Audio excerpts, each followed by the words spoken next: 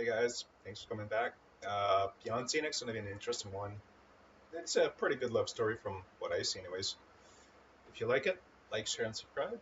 Have a good one. Bound to the Zenith, Rescue of the Felisian and Vulpin. Chapter 1, The Ring of Port Hector. The landing clamps of the slipstream locked onto the docking pad with a heavy metallic clank. Lucas Ravens exhaled, releasing his grip on the flight controls. It had been a quiet 4-day transit from the systems, carrying nothing but a crate of high-grade copper wiring and 3 crates of preserved organic feed. He unbuckled his harness, his muscles aching slightly from the transition from his ship's simulated 1G gravity to the station's weaker 0.6G centrifugal pull. Lucas was a human of average build, with dark hair cut short to fit under a pressure helmet, and hands calloused from years of maintaining his own thrusters. He didn't wear the flashy armor of a mercenary or the fine silks of a core world trader. A faded gray flight jacket and heavy cargo trousers were his uniform. Docking sequence complete, Lucas. The ship's basic computer system chimed in a flat, synthesized voice. Port Hector Customs Authority has cleared the cargo manifest. Credits pending transfer upon physical inspection. Good, let's get this over with, Lucas muttered to the empty cabin. He lowered the cargo ramp, the scent of recycled air, ozone, and cheap cooking oil from the station's promenade immediately filling the hangar. A portly, 4-armed logistics officer of the Tenebrian species was waiting at the bottom of the ramp, clipboard in hand. After a brief, silent inspection and a quick digital signature, the transaction was complete. Lucas's account balance ticked up by 1,200 credits, barely enough to cover refueling, docking fees, and a decent meal, with a small margin left over. Leaving the hangar bay, Lucas entered the ring market of Port Hector. The station was a massive, rotating wheel of scrap metal and carbon fiber, serving as a hub for miners, smugglers, and independent traders. Bright holographic advertisements flickered in 3 different languages, casting blue and pink glows over the diverse crowd. Lucas navigated the crowded walkways with a steady, deliberate pace. Humans were still relatively rare in this sector of the galaxy. To many of the lighter-framed species native to low-gravity worlds, humans were viewed with a mix of caution and curiosity. Lucas's dense bone structure and musculature, evolved on a high-gravity world, gave him a heavy, grounded presence, even when he was just walking. He stopped at a parts stall, browsing through bin shelves of refurbished fuel injectors. He was looking for a backup pressure seal for his ship's primary coolant line when a commotion nearby broke his focus. A crowd had gathered near the entrance of a side-alley market, where a local dealer named Vaughn, a large-scaled reptile-like reptoid, was shouting. "They are cataloged cargo. You don't get to refuse the collar." Vaughn's voice hissed through a translator box strapped to his collarbone. Lucas stepped closer, peer over the shoulders of a few onlookers. Inside the alcove, 2 figures were pressed against a shipping container. One was a tall, slender woman with sleek, dark gray fur, pointed feline ears pinned flat against her head, and a long tail twitching nervously behind her. Her amber eyes flashed with a mix of fear and anger. Beside her sat a smaller woman with auburn fur, large, expressive fox-like ears, and a bushy, white-tipped tail curled tightly around her legs. She was nursing a bruised wrist, her gaze fixed on the floor. Both wore the tattered, gray jumpsuits common among indentured laborers in the outer rims.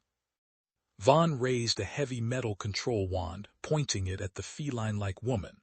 "Move, or the neural dampener stays on high. I have a buyer waiting on Dock 4. The feline woman stepped in front of her companion, baring her teeth in a silent hiss. Lucas frowned. The local laws of Port Hector technically allowed for indentured contracts, but the sight of active neural collars, devices that caused intense physical pain at the press of a button, was generally frowned upon in neutral territory. More than that, the cruelty of the merchant was stirring an old, stubborn instinct in Lucas's chest. He stepped out of the crowd and into the alcove. "How much for the contracts?"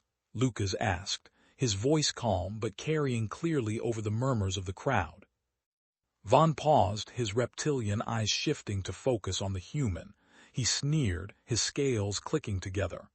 "They aren't for sale to independent spacers, human. The buyer has already paid a deposit. Move along."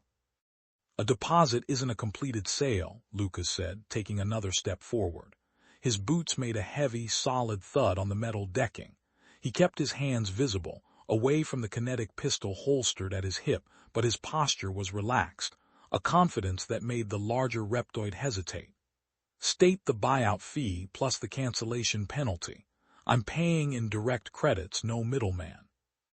The feline-like woman looked up, her amber eyes locking onto Lucas with a mixture of disbelief and suspicion.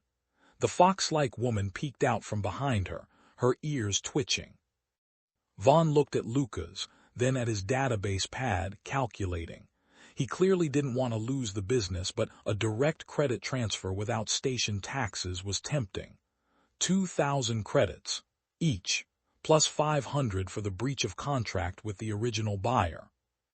It was practically everything Lucas had saved over the last 3 months. It would leave his ship's maintenance budget dangerously thin. "Make it 4,500 for the pair, the collars, and the remote," Lucas countered, his voice steady. "And we do the transfer now, before the port authority decides to ask why you're using active neural dampeners in a public zone." Vaughn's eyes narrowed. He glanced toward the main promenade, perhaps realizing that a public scene would draw unwanted attention to his other, less legal goods. "Fine," the reptoid hissed. "Transfer the funds." Lucas pulled out his data pad, tapped the screen a few times, and initiated the transfer. A second later, Vaughn's pad beeped. With a disgruntled grunt, the merchant tossed the small silver remote control to Lucas and unlocked the electronic locks on the heavy iron collars around the two women's necks. The collars fell to the deck with a sharp metallic clang. The feline woman immediately massaged her neck, gasping slightly as the low-level hum of the neural dampener finally ceased. She looked at Lucas, her posture still defensive, ready to fight or run. "I'm Lucas," he said quietly, keeping his distance to avoid threatening them. "Let's get out of the market before the buyer shows up to see where his cargo went." Chapter 2: A Fragile Trust. The transition from the crowded market to the quieter secondary maintenance corridors was hurried but silent. Lucas walked slightly ahead, keeping his pace moderate so the two women could keep up.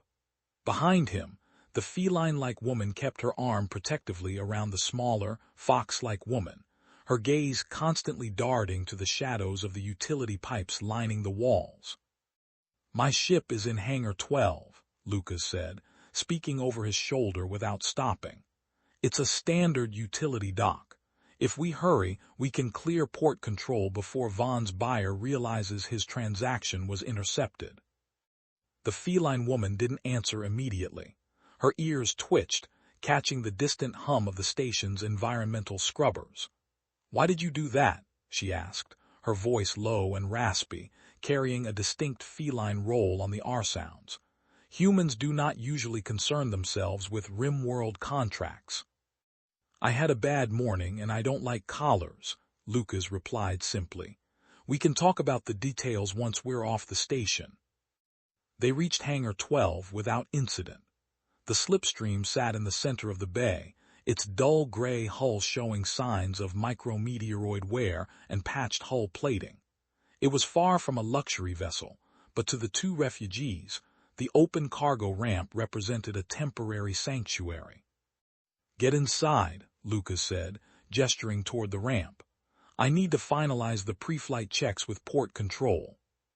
The feline woman hesitated at the foot of the ramp, her amber eyes scanning the ship's interior. The fox-like woman, however, was shivering slightly, her large ears drooping.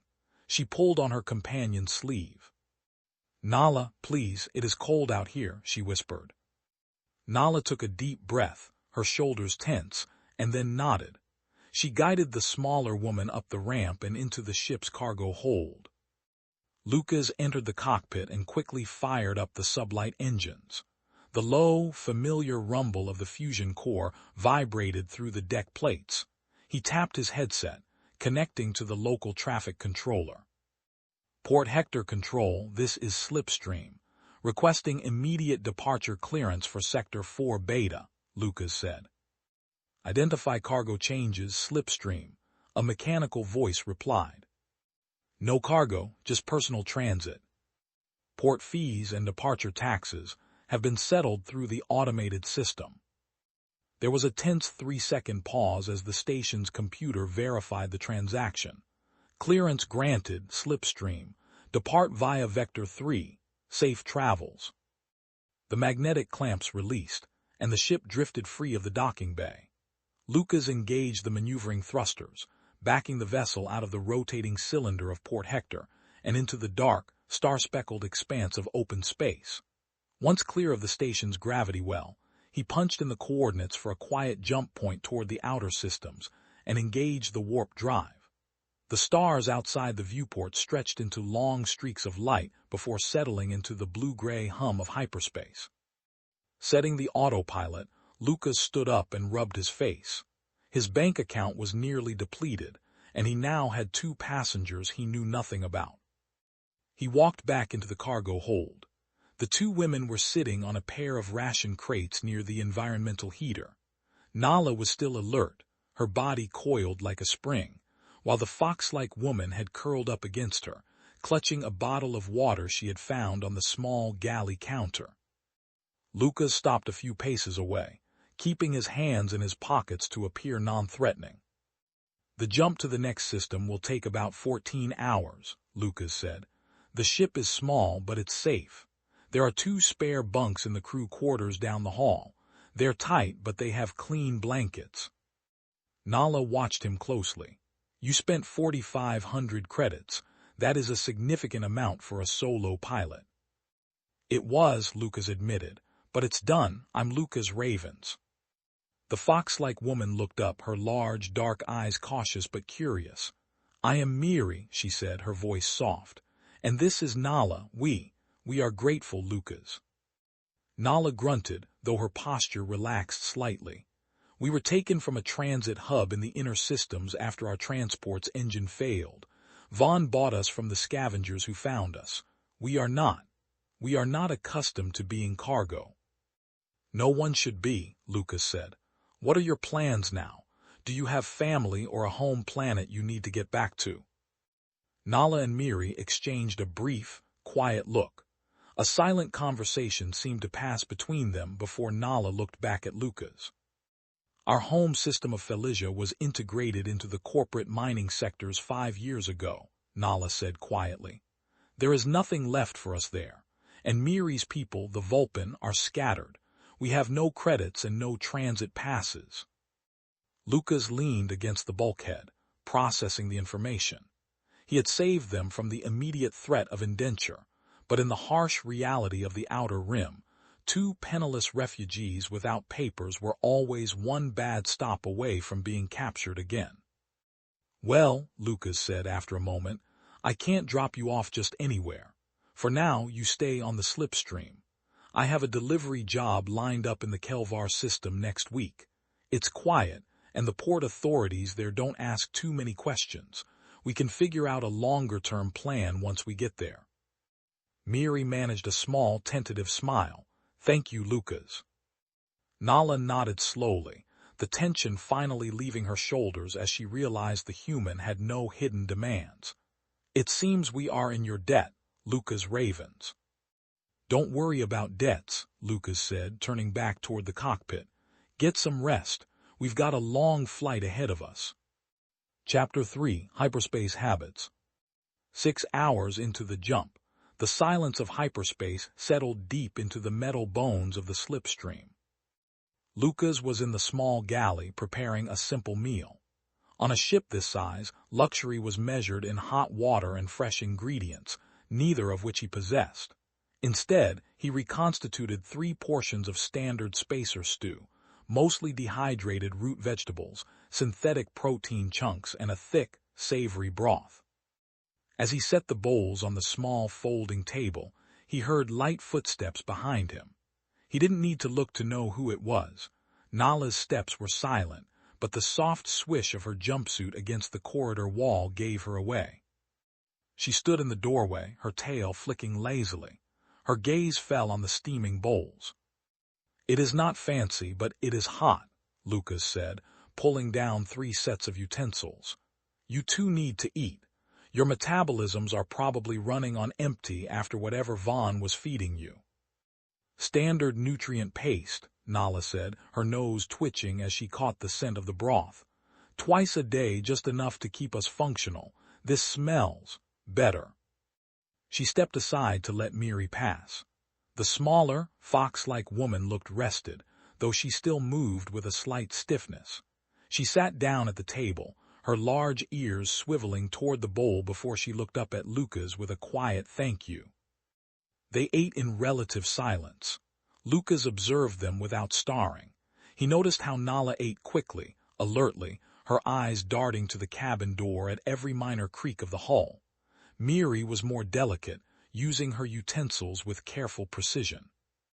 "How long have you been piloting this ship alone, Lucas?" Miri asked, breaking the silence. 3 years, Lucas said, taking a sip of rehydrated tea. "Bought her surplus from a mining consortium on the frontier. She's slow, and she leaks hydraulic fluid if I push the engines too hard, but she's paid for." Before Miri could reply, her ears suddenly flared wide, twitching rapidly. She froze, her spoon hovering halfway to her mouth. Nala immediately stopped eating, her body tensing. "Miri, what is it?" "A sound," Miri whispered, her gaze moving toward the floor grates. "A high-pitched whistle, and something smells sharp, like hot metal and sour fruit." Lucas frowned. He looked at the auxiliary environmental monitor mounted on the galley wall. The indicators were all green. "The sensors aren't showing any leaks. Are you sure?" "Vulpine hearing and scent are far more sensitive than standard sensor packages, Lucas," Nala said, her voice tight. "If Miri says there is a leak, there is a leak." Lucas didn't argue. He stood up, grabbed his diagnostic pad from the counter, and walked down the narrow corridor toward the engine room at the rear of the ship. Nala and Miri followed him, keeping a short distance behind. As they got closer to the primary environmental distribution hub, Lucas began to smell it too, a faint chemical odor. It was coolant fluid, highly pressurized and hot. He pulled off a wall panel, exposing a maze of copper alloy pipes. A tiny, needle-thin spray of pressurized blue liquid was hissing out of a hairline fracture in the auxiliary bypass valve. The liquid was vaporizing as soon as it hit the warm air, filling the compartment with toxic fumes. "Is it dangerous?" Miri asked, covering her nose with her sleeve. Her sensitive eyes were already watering from the chemical mist. "If it gets into the main air scrubbers, it'll make us all sick," Lucas said. "The auto shut-off valve is stuck. I need to close the manual bypass wheel." The problem was the location of the wheel. It was tucked deep behind the hot primary manifold. The ambient temperature in the gap was high, and the space was tight. "I can reach it," Nala offered, stepping forward. Her slender frame was suited for tight spaces. "No," Lucas stopped her. "That coolant is corrosive to organic skin, especially species with lighter epidermal layers. It'll burn you. My skin is thicker and I've got work gloves." Lucas pulled a pair of heavy, heat-resistant leather gloves from his tool belt. He took a deep breath, squeezed his shoulders through the narrow gap between the hot pipes, and reached for the manual override wheel. The metal was incredibly hot, radiating heat even through his gloves. Worse, the valve was seized from lack of use. Lucas gritted his teeth, his muscles straining against the stubborn iron. Nala watched him, her eyes wide. To her, the force he was exerting was immense. On high-gravity worlds like Earth, primates had evolved dense muscle fibers to lift heavy weights against crushing atmospheric pressure. To a low-gravity native, Lucas's physical exertion looked almost supernatural. With a loud metallic crack, the seal broke. Lucas twisted the wheel 3 full rotations until the hissing stopped. He pulled himself out of the gap, exhaling a hot breath. His forearms were red from the ambient heat, and his shirt was damp with sweat, but the leak was contained. "Well," Lucas said, wiping his brow with the back of his hand. "That's fixed. I'll have to patch the pipe once we drop out of warp, but the air scrubbers should clear the smell in a few minutes." Miri looked at him, her ears twitching in awe. "You twisted that with your bare hands. That valve is solid steel. It would have taken a hydraulic wrench for most of us." "Just human bone density," Lucas said, offering a small, tired smile. "We're built a bit heavier than most. Come on. Let's finish our dinner before it gets completely cold." Nala looked at the closed valve, then at Lucas's retreating back. For the first time since she had boarded the slipstream, the suspicion in her amber eyes was replaced by a quiet, growing respect. Chapter 4: The Port of Kelvar. The blue-gray tunnel of hyperspace collapsed back into a field of brilliant, distant stars. Ahead of the slipstream lay Kelvar Prime, a massive, rust-colored planet girdled by a dense ring of planetary dust and active mining platforms. The orbital station, Kelvar Hub, was a sprawling superstructure of steel girders and bright warning beacons, clinging to a large asteroid in the upper atmosphere. Entering the orbit of Kelvar, Lucas announced over the ship's intercom. In the cockpit, Nala and Miri stood behind his pilot's chair, watching the rusted planet loom larger through the forward viewport. "It looks busy," Miri observed, her tail twitching as she watched the trails of heavy ore freighters moving in orderly lanes toward the station. "It is," Lucas said, adjusting the thruster alignment. "Which is good for us. The more traffic there is, the less attention the port authorities pay to individual ships, but we still have a problem.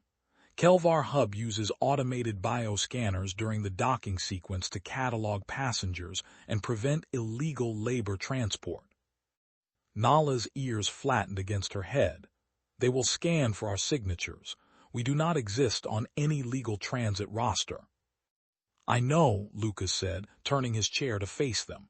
"That's why you're going into the deck." He led them back to the cargo hold. Near the rear bulkhead, beneath a stack of empty storage crates, Lucas pried open a heavy metal floor grate. Below it lay a cramped, rectangular compartment filled with spare cabling and old hydraulic jacks. "It's an auxiliary tool locker," Lucas explained. "But I lined the interior with lead composite shielding a couple of years ago to keep sensitive electronics from getting fried by cosmic radiation. It also happens to block thermal and biological scans. It's going to be tight, and it's going to be dark." Nala looked down into the dark, narrow space. Her chest tightened. For someone who had spent the last several weeks locked in a cage, the thought of entering another confined space was visibly difficult. Miri noticed her hesitation. She took Nala's hand, her thumb gently brushing the back of her furred knuckles. "It is only for the landing, Nala. Lucas is keeping us safe." Nala closed her eyes, took a slow breath, and nodded. "How long?" 15 minutes from the time we hit the station's magnetic guide beams to the time the green light clears us," Lucas said. "I'll leave the latch unlocked from the inside so you can push it open if there's an emergency." Miri slid into the compartment first, curling her legs tightly against her chest. Nala followed, maneuvering her longer limbs to fit alongside the Vulpin. Lucas carefully lowered the heavy metal grate back into place and piled the empty crates over it, ensuring there was still a small gap for air flow. 10 minutes later, the slipstream caught the station's tractor beam. The ship shuddered slightly as the automated docking system took control, guiding the vessel into berth 44. Through the cockpit console, Lucas watched the yellow progress bar of the station's security sweep. Scanning hull. Scanning cargo bay. Biological signatures detected. 1 human. Status cleared. Lucas let out a breath he didn't realize he was holding. The docking clamps locked and the cabin pressure equalized.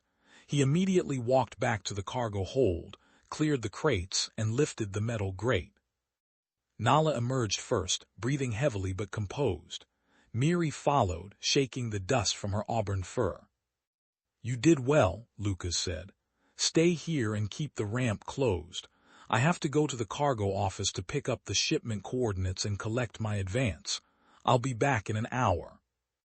"Be careful, Lucas," Miri said, her large ears twitching nervously. "The air here smells heavy, unfriendly." Lucas nodded, grabbed his data pad, and descended the ramp into the bustling hangar of Kelvar Hub. The station was a sensory assault of clanging metal, the hiss of steam, and the loud bartering of miners. Lucas made his way to the logistics office, a small, glass-walled booth overlooking the main docking ring. The agent behind the desk was a dry, gray-skinned Lithian, who barely looked up from his screen as Lucas approached. "Lucas Ravens," Lucas said, sliding his data pad across the counter. "I'm here for the transit shipment of heavy drill bits for Sector 9. The Lithian tapped his screen, his stony fingers making a clicking sound. "Ah, yes, Ravens. The shipment is ready on Pad 12, but there is an update on your account routing." "An update?" Lucas asked, his brow furrowing. The agent turned his screen toward Lucas. It displayed a standard security bulletin issued by the Port Hector Authority, but it was flagged with a high-priority bounty. 2 silhouettes, 1 Felisian, 1 Vulpin, were displayed beneath a bold headline: "Assets stolen from licensed merchant. Substantial reward for information leading to recovery. Authorized by the Vanguard Syndicate." "They're calling it theft," Lucas said, keeping his voice carefully neutral. "I bought those contracts legally. I have the digital receipt." The merchant Vaughn claims the transaction was made under duress and has since filed a breach of contract claim backed by the syndicate, the agent said, his voice devoid of emotion. "The syndicate has influence here, Ravens.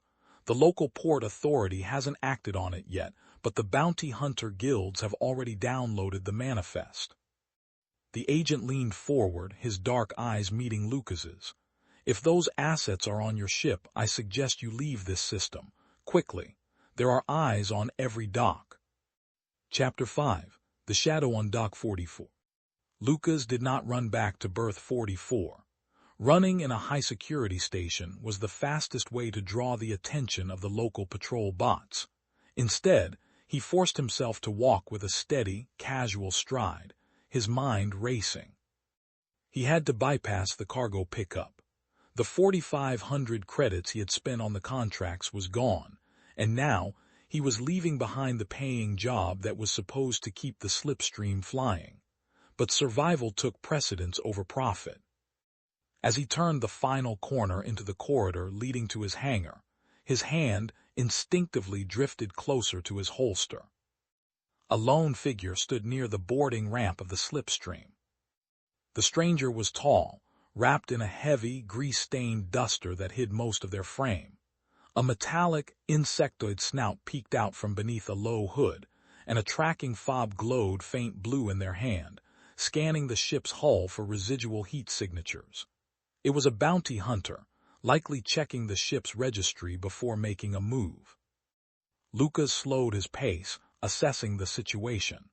If he drew his pistol, the station's automated security grids would lock down the entire sector within seconds. He needed a quiet resolution. Inside the ship, the cargo bay lights were dimmed. Miri sat near the inner bulkhead, her ears twitching. "Someone is outside," she whispered to Nala. "The footsteps are heavy but different from Lucas's, one person standing on the ramp." Nala's eyes narrowed into thin slits. She looked around the darkened cargo hold, her gaze settling on the overhead support beams. With a silent, fluid motion, she leapt upward, her claws catching the metal rafters. She pulled herself up into the shadows near the ceiling, disappearing from view. "Miri," Nala whispered down, "move to the back of the hold. Let them think the ship is empty." Outside, the insected hunter stepped onto the ramp, their tracking fob clicking as they approached the open airlock. They reached into their duster, pulling out a compact, high-frequency stun projector.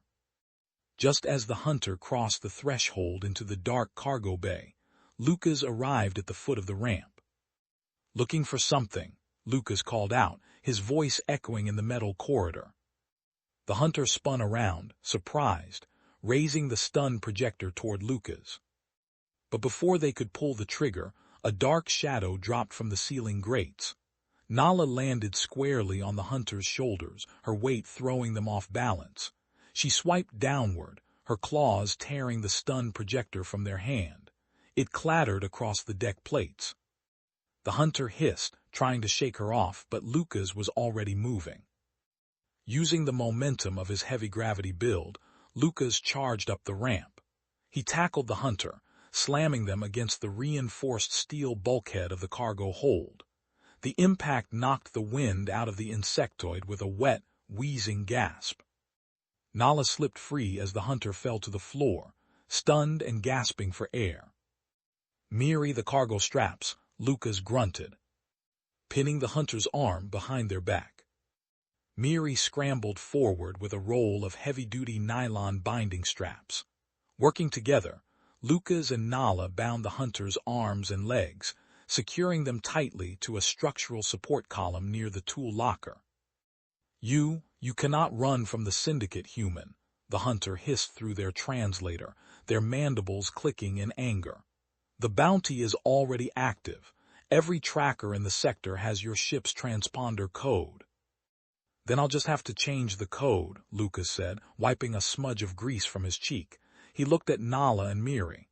"Are you two all right?" "We are unharmed," Nala said, her breathing fast but steady, her claws retracted back into her fingertips. "But he is right, we cannot stay here." "We're leaving now," Lucas said. He ran to the cockpit, flipped the main power breakers, and brought the engines to life. The console flared to life with warning lights. "Hangar doors are closed," Lucas muttered, looking through the viewport. "They must have initiated a localized lock on the berth when the hunter flagged our ship." "Can you override it?" Miri asked, leaning over his shoulder. "Not from here, but I can bypass the safety interlocks on the docking clamps," Lucas said, his fingers flying across the terminal. "It's going to be a rough exit. Hold on to something." He engaged the primary thrusters, overriding the automated station controls. The slipstream's engines roared, fighting against the heavy steel clamps holding the landing gear. With a screech of tearing metal, the emergency release bolts fired, shattering the station's magnetic locks. Lucas slammed the throttle forward. The ship surged out of the hangar, blowing past the automated safety curtains and out into the vacuum of the Kelvar orbit. Behind them, the station's defense lights began to flash red, but they were already accelerating toward the outer edge of the planetary ring, diving into the field of dust and rock to break line of sight. Chapter 6: The Dust Ring Run. The outer ring of Kelvar Prime was a chaotic slurry of frozen silicates, iron ore, and fine planetary dust. The slipstream plunged into the dense field, the hull ringing with the relentless, metallic ping-ping-ping of microasteroids hitting the forward shielding.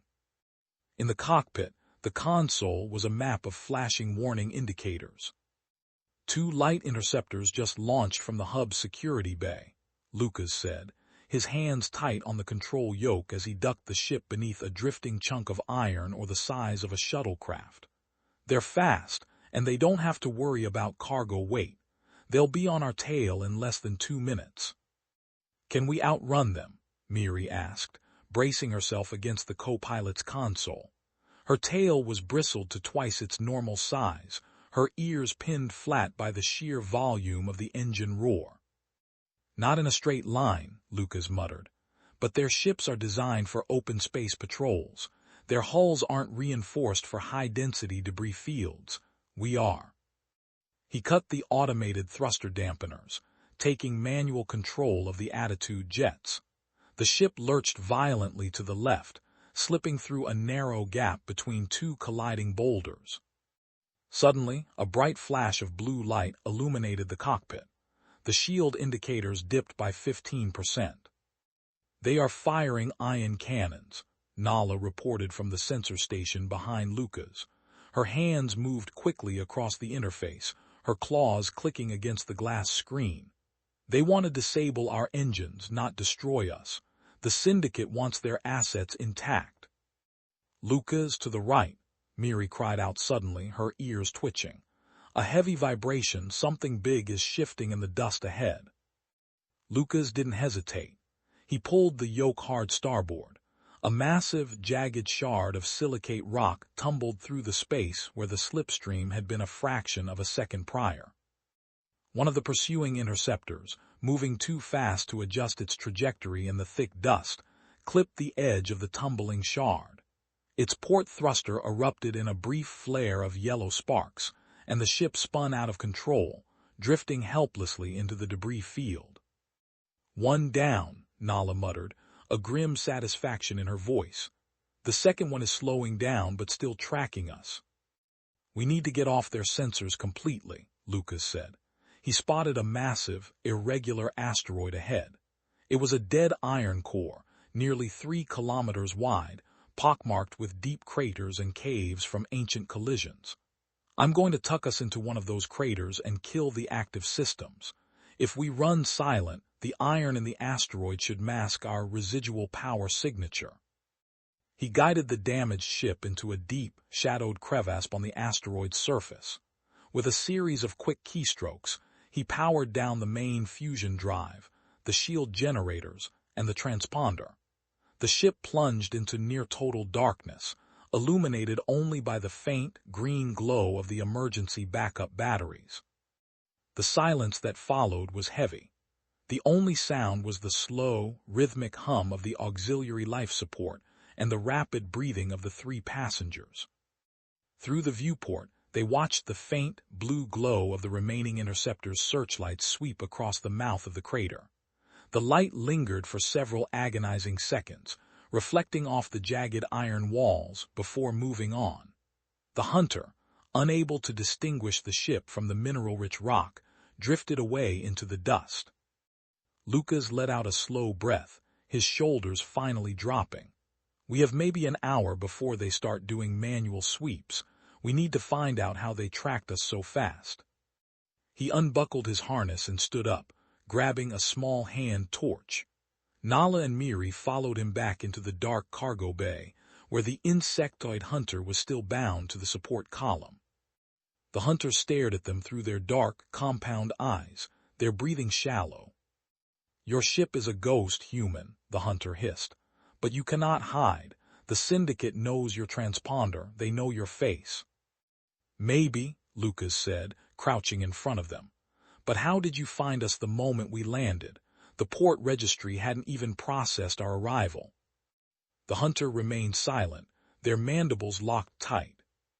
Miri stepped closer, her nose twitching as she leaned toward the hunter's heavy duster jacket. Her ears perked up. "Lucas, there is a sound, a very quiet, high-frequency pulse. It is coming from his left pocket." Lucas reached into the pocket and pulled out a small, sleek black device.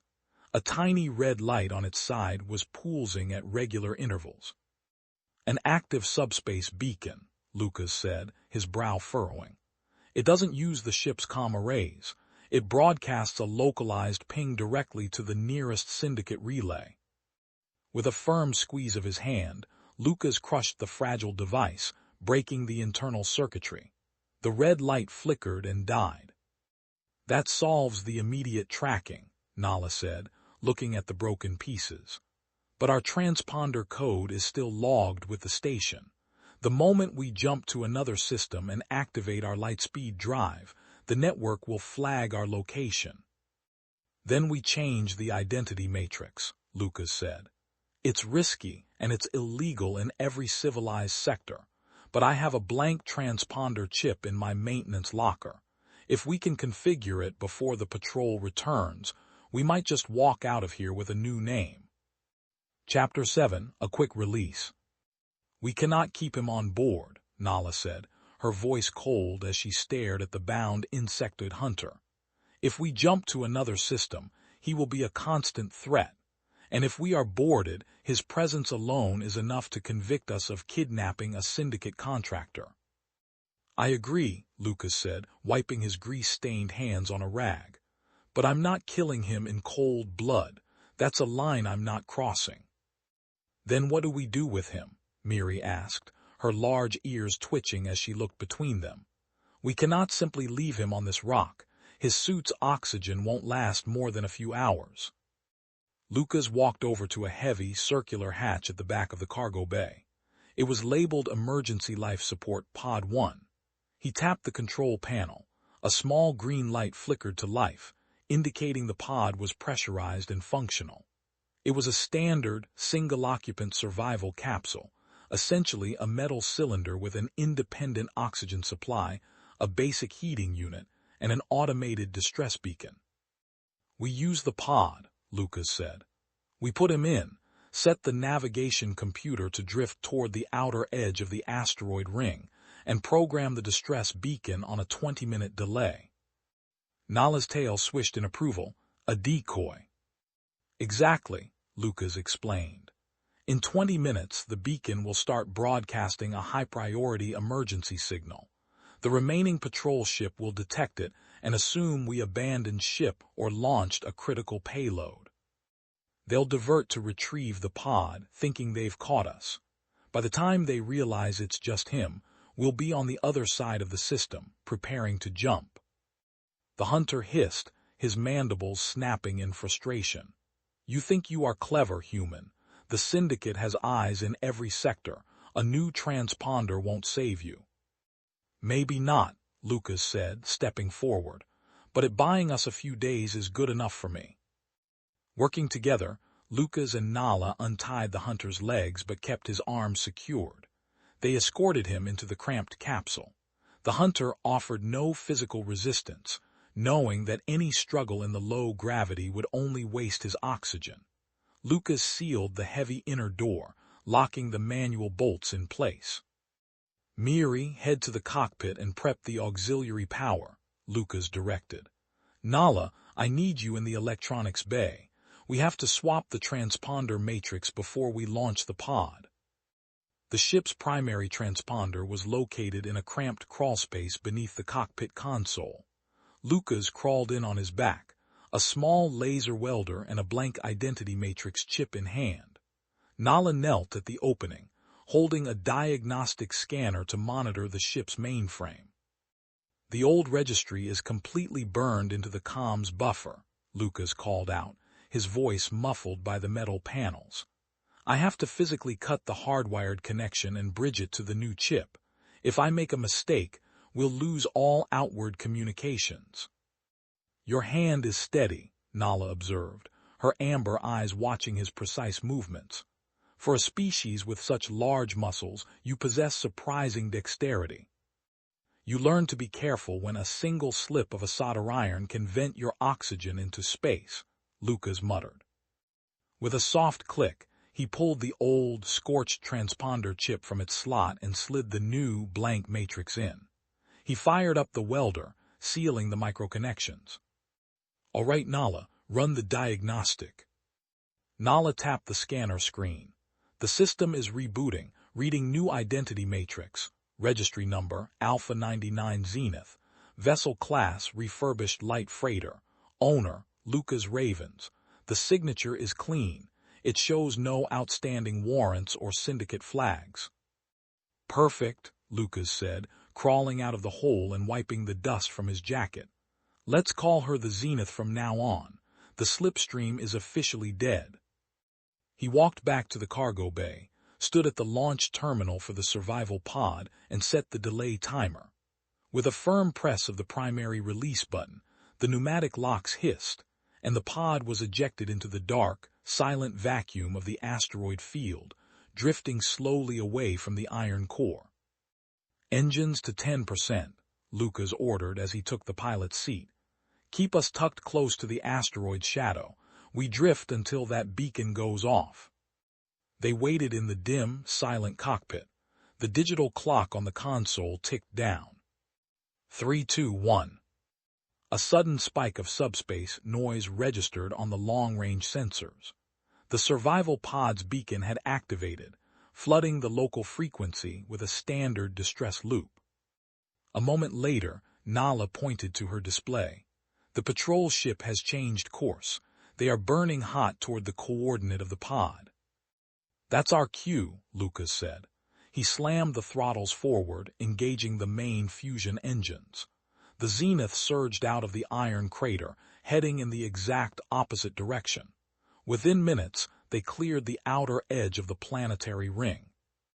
Hyperdrive is charged, Miri announced, her voice filled with relief. Engaging warp, Lucas said. He pulled the hyperdrive lever. The starfield stretched once more into a blur of light, carrying them away from Kelvar and into the deep unknown. Chapter 8, The Quiet After. The steady, deep space hum of the hyperdrive was the only sound echoing through the corridors of the Zenith. The immediate danger had passed, leaving behind a heavy, quiet stillness. In the galley, Lucas sat on the small, padded bench, a steaming mug of black tea gripped between his hands.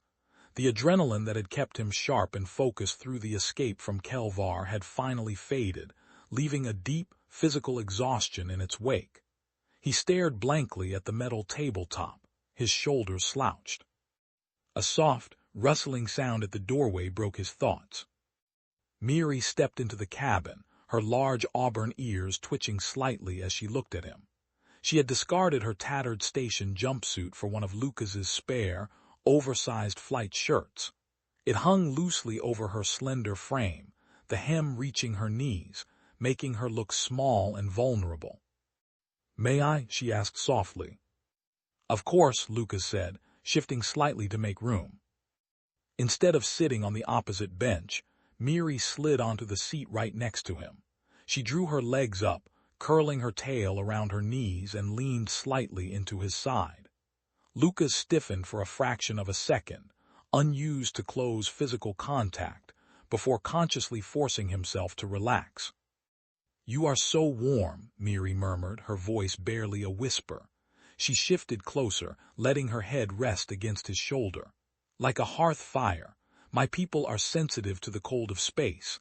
I have not felt this warm in a very long time." Lucas felt the soft brush of her fur against his neck and the steady, rapid beat of her heart. He cleared his throat gently, his hand hovering over her shoulder for a moment before he let it rest there, offering a steady, reassuring weight. "Humans run a bit hotter than most rim-worlders. It's a survival trait, I guess." Before Miri could reply, Nala walked into the galley. She, too, had changed into a clean gray shirt of Lucas's, though hers was sleeveless, revealing the lean, powerful muscles of her arms and shoulders. Her dark gray fur was brushed, and her tail flicked slowly behind her as she surveyed the scene. She didn't show any annoyance at Miri's closeness. Instead, her amber eyes softened as she approached. She sat on Lucas's other side, the space on the small bench now entirely filled.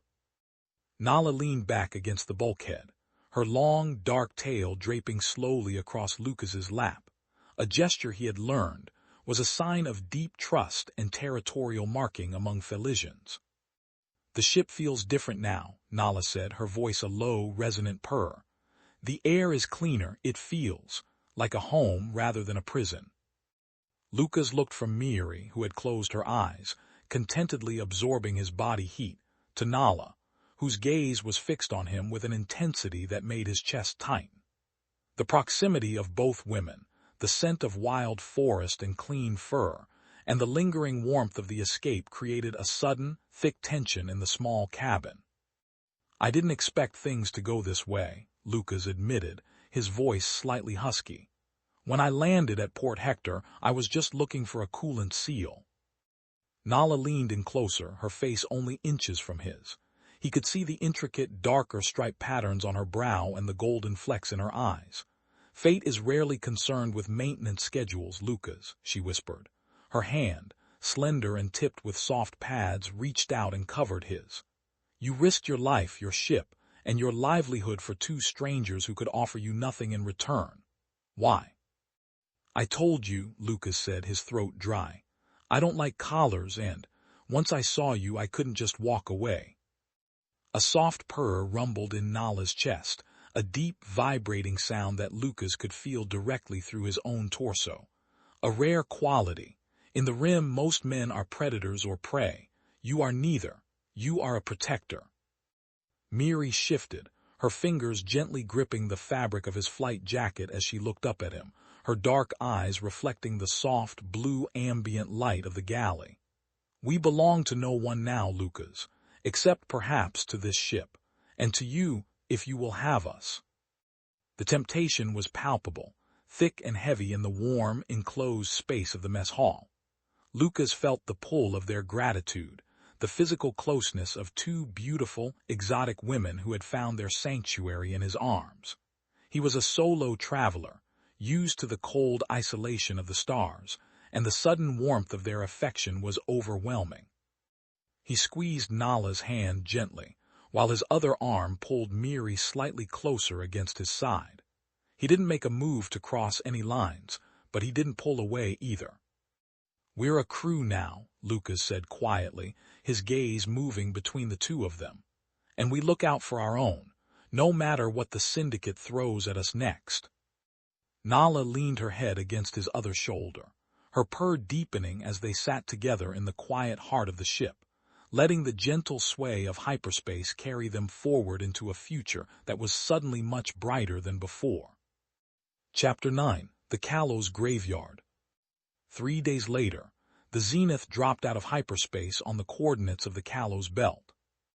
The view through the forward viewport was eerie and silent. Millions of metallic fragments, drifting hulls of ancient warships, and shattered civilian transports floated like a frozen dust cloud against the backdrop of a distant, dying star. It was a graveyard of steel, a place where ships came to die, and where those who wished to disappear came to live. Are we safe here? Miri asked, standing close to Lucas as she looked at the drifting wreckage. Safe is a relative term, Lucas said, adjusting his scanners. But the Syndicate doesn't patrol here. The navigation hazards are too high for their automated fleets. To get through this belt, you need a pilot, not a computer. He guided the ship deeper into the debris field, expertly weaving between the rusted hulls of massive battleships. After 20 minutes of careful maneuvering, a large, dark shape loomed ahead. It was an old planetary assault carrier, its armor plating scarred and scorched, but its interior lights glowing a faint, warm orange. This was Vera's scrap and repair. Bringing us into Docking Bay 3, Lucas said, tapping the comms console. Vera, this is Lucas. I'm coming in with a damaged gear assembly and a new transponder. There was a long pause, filled with static, before a gruff, gravelly voice echoed through the speaker. Lucas, you're late, and your ship's registry says you're flying a bucket named the Zenith. Get your ramp down before I charge you double for the berth. The hangar doors hissed open, and Lucas brought the ship down with a gentle, if slightly lopsided, touchdown on the metal floor. When the cargo ramp lowered, a short, stocky human woman in grease-stained mechanic's overalls was waiting for them. Her gray hair was tied back in a messy bun, and a heavy wrench was tucked into her belt. This was Vera. She looked at Lucas, then her eyes drifted to Nala and Miri, who stood close behind him. Vera raised an eyebrow, a slow, knowing smile tugging at the corner of her mouth. I see you've been busy, Lucas, Vera said, her voice dry. And here I thought you only cared about copper wiring and cheap rations. There with me, Vera, Lucas said, stepping down the ramp. We had a complicated departure from Kelvar. The landing gear is stripped from a forced breakout. Vera walked to the side of the Zenith, inspecting the twisted, blackened metal of the starboard landing clamp. She whistled low through her teeth. You really chewed this up, kid. I can fix it, but it's going to cost you. Metal isn't cheap out here, and labor is even more expensive. I'm light on credits, Lucas admitted. Actually, I'm completely out. Vera wiped her hands on a rag, looking at the three of them. She wasn't a member of the syndicate, and she had no love for the corporate authorities, but she was a businesswoman. Well, Vera said, leaning against a support column, it just so happens I have a job that needs doing, and I don't have the crew for it. There is a decommissioned military scout ship drifting about 3 sectors deep into the belt. It has a high-grade nav core still intact in its wreckage. If you can retrieve that core and bring it back to me, we'll call the repairs even. She looked at Nala and Miri. The wreck is in a tight debris pocket. Zero-G, highly unstable and full of sharp metal. It's too dangerous for my automated drones. I need people who are agile, quick, and can react to shifting bulkheads. Nala stepped forward, her tail swishing with quiet determination. We can do this. We are not afraid of a hard climb.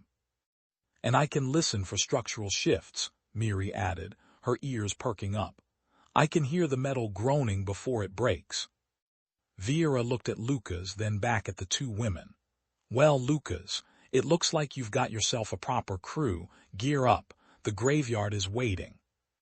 Chapter 10, The Core of the Zenith. The wreckage of the military scout ship, the Aegis, drifted lazily in a dense cluster of jagged iron shards.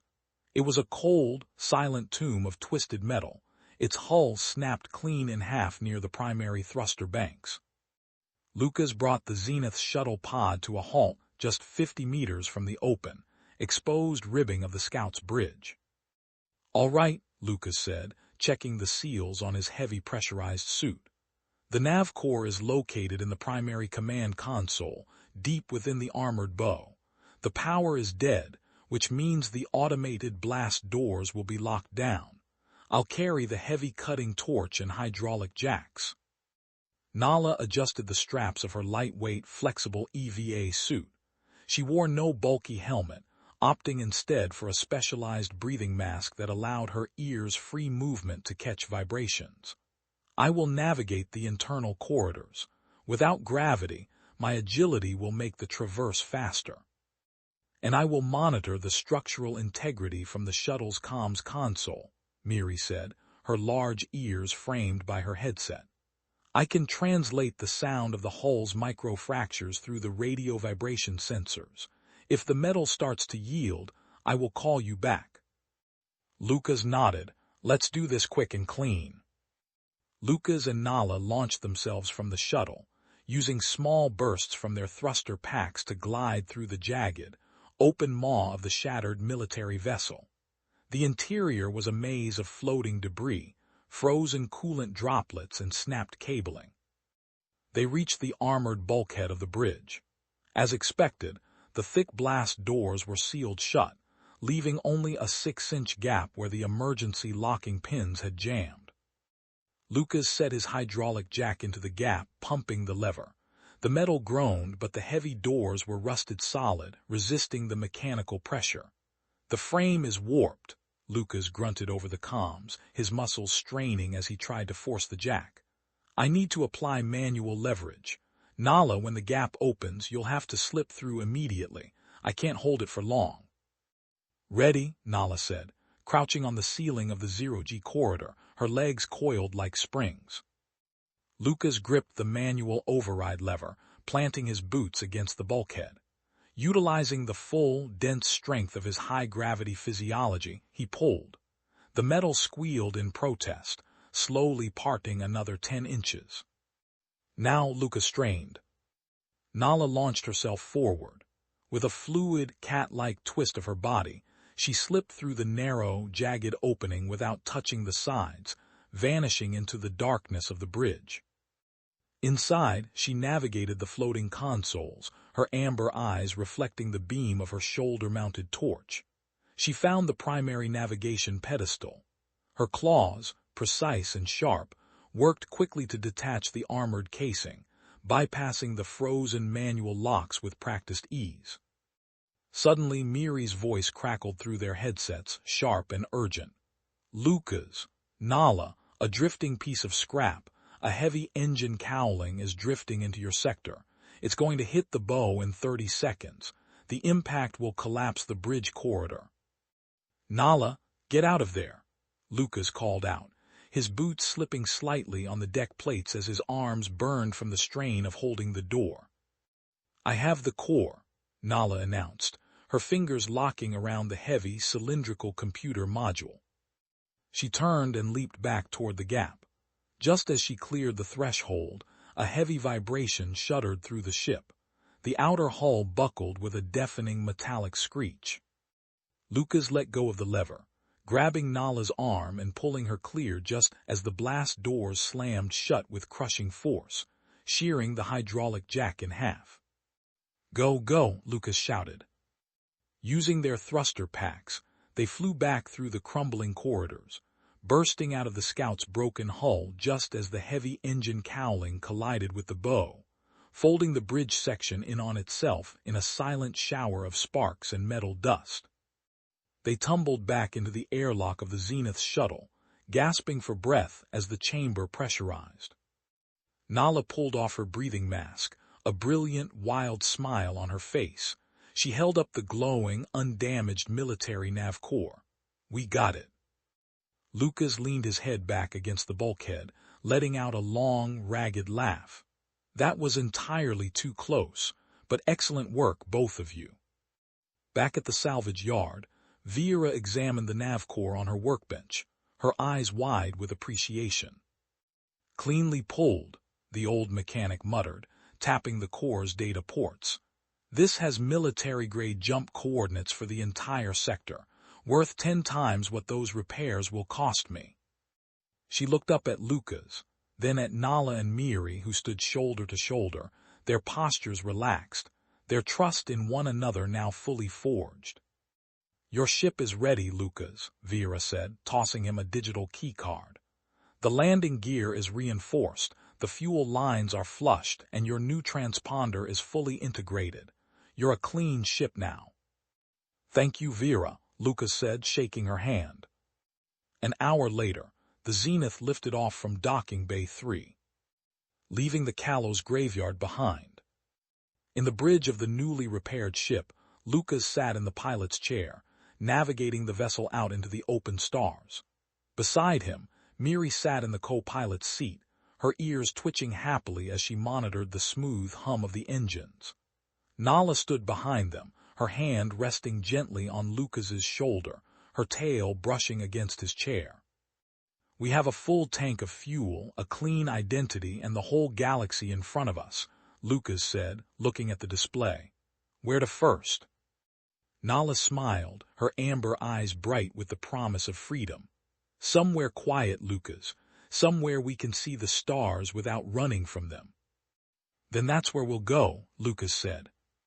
With a smooth pull of the hyperdrive lever, the Zenith jumped into warp, disappearing into the vast, beautiful expanse of the galaxy.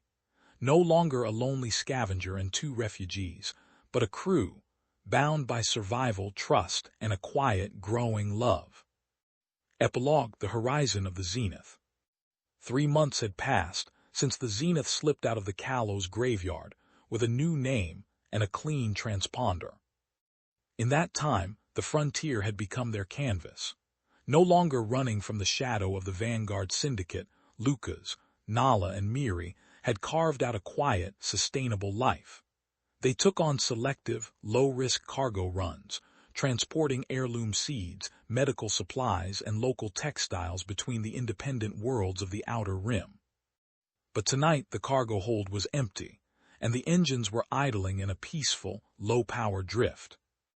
The Zenith hung in high orbit over Ethelgard, a pristine, uncharted world of vast emerald oceans and continents covered in bioluminescent forests. Through the wide, curved viewport of the ship's main lounge, the planet below glowed with soft, pulsing light, casting a gentle green and blue hue over the cabin. The ship itself had changed over the last few months. The sterile, cold utility of the old freighter had been softened.